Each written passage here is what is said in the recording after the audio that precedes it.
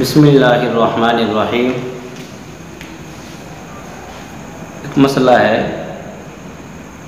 इस वक्त ये बात चल रही है कि हमें इस लॉकडाउन के अंदर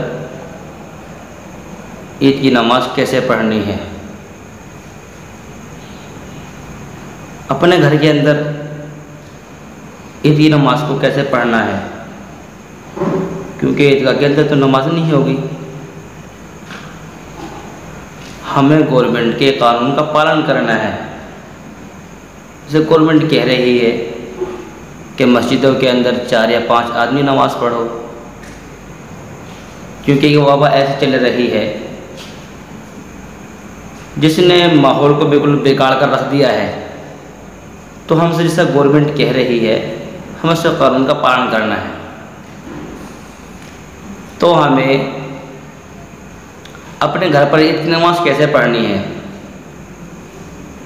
हम तो तन्हा नमाज नहीं पढ़ पाएंगे, क्योंकि तन्हा नमाज नहीं होगी।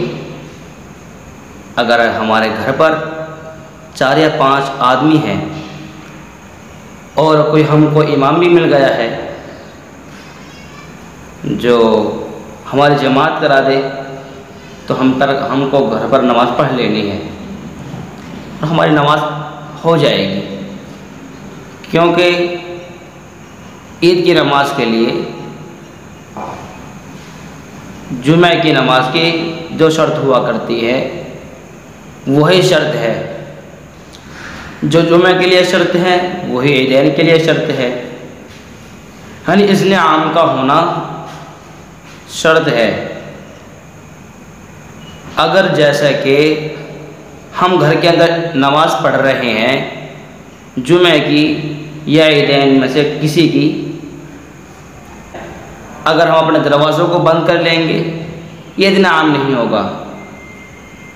तो हमें, क्योंकि सबके आने की इसके अंदर इजाज़त होती है, यानी कोई भी आ सकता है, कोई नमाज़ पढ़ ले। तो हमें अब नमाज कैसे पढ़नी है, नमाज का तरीका बतलाता चलूँ कि जैसा कि हम 24 घंटे के अंदर जो नमाज़ पढ़ते हैं वो तो सब जानते हैं, लेकिन जो ईदैन में जो 2 नमाज़ें होती है जिनको हम जानते हैं ईद के नाम से, और एक को जानते हैं बकरा ईद के नाम से। नाम तो इनका एक का नाम ईद उल फितर है, एक का नाम ईद उल अज़हा है, लेकिन हम जानते हैं ईद के नाम से और बकरा ईद के नाम से। तो हम जो 24 घंटे के अंदर जो नमाज़ पढ़ते हैं और उनको तो हम जानते हैं कि इनका तरीक़ा क्या है, इनको कैसे पढ़ना है, सब लोग जानते हैं। लेकिन जो ईदैन में से ये दोनों नमाज़ें हैं, ईद या बकरा ईद की, इनको हम लोग नहीं जानते कि हमको किस तरीके से नमाज़ें पढ़नी है। क्योंकि पूरे साल में एक आध मरतबा आती है, एक साल में एक मरतबा आती है, तो हम लोगों का इससे कोई वास्ता भी नहीं पड़ता। अगर रोज़ रोज़ पढ़ता तो हमारे जहन के अंदर बैठ जाते कि हाँ इस तरीके से पढ़नी है। लेकिन साल में जब एक मरतबा आती है तो उससे हमारा कोई वास्ता नहीं पड़ता है। तो इस वजह से हमें ईद की नमाज का तरीक़ा मालूम नहीं होता है। तो मैं आपको बतलाऊं कि हमें कैसे तरीक़ा इख्तियार करना है और किस तरीके से नमाज़ पढ़नी है। तो हमें जो नमाज़ पढ़नी है, पहले हमें ईद की नियत करनी है कि हम नमाज़ पढ़ने जा रहे हैं। तो हमें नमाज की नियत करनी है कि नियत करता हूँ मैं 2 रकात वाजिब माज़ाइद 6 तकबीरों के वास्ते अल्लाह ताला के। अगर हम किसी इमाम के पीछे पढ़ रहे हैं कि पीछे इस इमाम के मुँह मेरा काबे शरीफ की तरफ, अल्लाहु अकबर। वैसे तो नियत लफ्ज़ों में कह लेना, मुँह से कह लेना है। अगर किसी पर ना कहा जाए, वो दिल के अंदर नियत कर ले, तो दिल की नियत है, ये तो होगी हमारी नियत। अब हमें किस तरीके से पढ़नी है?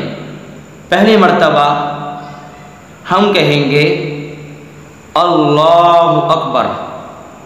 हम पहले मर्तबा में हाथ उठाकर बांध लेंगे। अगर हम इमाम साहिब हैं, हम भी सना पढ़ेंगे, और जो हमारे पीछे मुक्तदी पढ़ रहे हैं वो भी सना पढ़ेंगे। फिर हम दूसरी मर्तबा हाथ उठाएंगे और हाथ को गिरा देंगे। फिर तीसरी मर्तबा कानों तक हाथ उठाएंगे, फिर गिरा देंगे। अब चौथी मर्तबा हाथ उठाएंगे और फिर नियत बांध लेंगे, और फिर किरात शुरू कर देंगे। सूरह फातिहा पढ़ेंगे और कोई सूरत उसके साथ मिलाएंगे। फिर हम जब किरात पूरी कर लेंगे तो अब रुकू करेंगे। रुकू से खड़े होकर क़याम करेंगे। अब हम फिर सजदा करेंगे। पहला सजदा करेंगे, दूसरा सजदा करेंगे। अब हम सजदे से खड़े होकर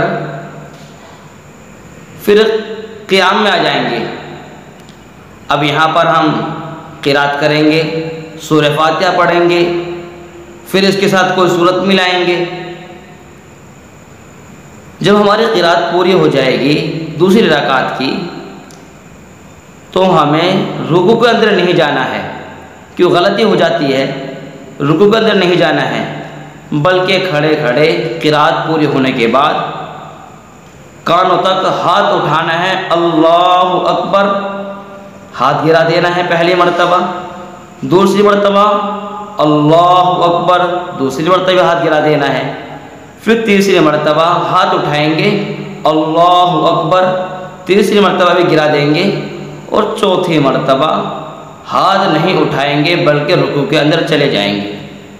फिर रुकू से खड़े होंगे और रुकू से खड़े होकर फिर हमें सजदा करना है।